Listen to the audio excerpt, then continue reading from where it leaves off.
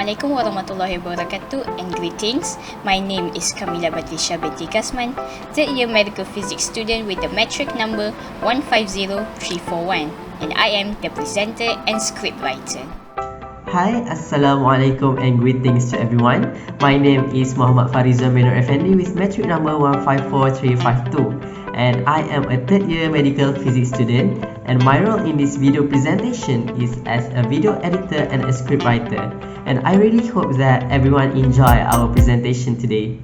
Today, we are going to talk about a nuclear radiation incident that occurred in Thailand, specifically in Samut, Prakarn, a district in Bangkok metropolitan region. In October 1999, a company named KSE moved 3 radiation therapy units to a parking lot owned by them without notifying OAEP.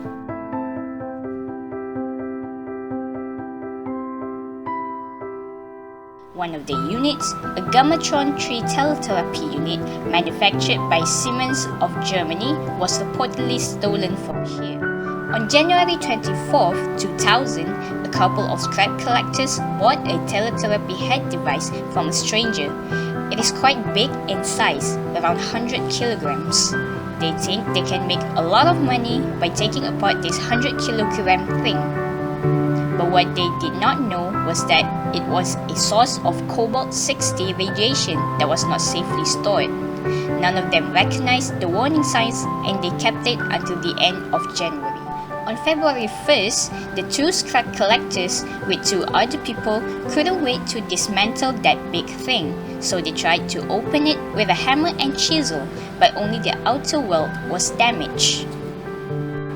Later, they moved it to another large scrapyard in Samut, Prakarn. There, they hired an old master to help cut the built-in cylinder with an oxyacetylene torch. At this moment, there was a burst of yellow smoke, and when the cylinder was opened, 2 small cylindrical pieces of metal fell out.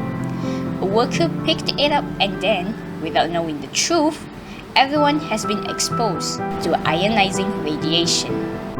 At this point, the junkyard owner let them take the rest of the things away, but no one noticed the cylindrical metal block, which was still lying quietly on the ground.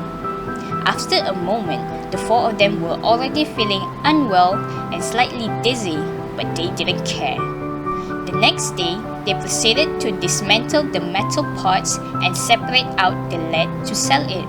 Within a week, they noticed that people who touched it began to have headaches, and a puppy who is always at the junkyard died. They decided to stay away from the metal, but it was too late, and some were already losing their hair badly. On February 15th, they went to Samut Prakarn Hospital one after another. After the blood test, it was only then that the doctors realized that this was a clear sign of radiation damage.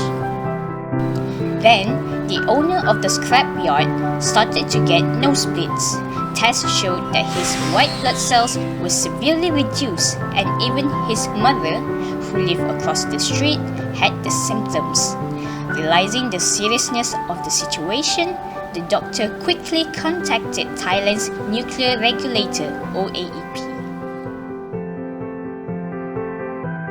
17 days after the population was first exposed to cobalt-60 radiation, OAEP dispatched an emergency response team to locate and contain the source of the radiation.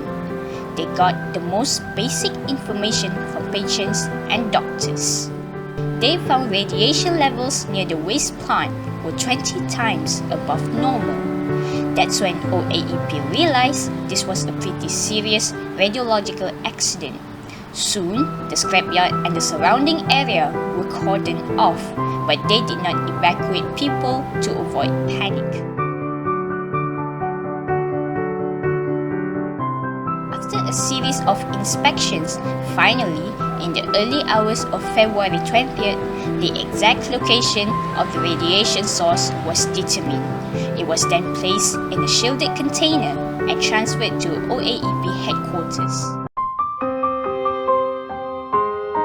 In detail, 10 people have been hospitalized with radiation sickness.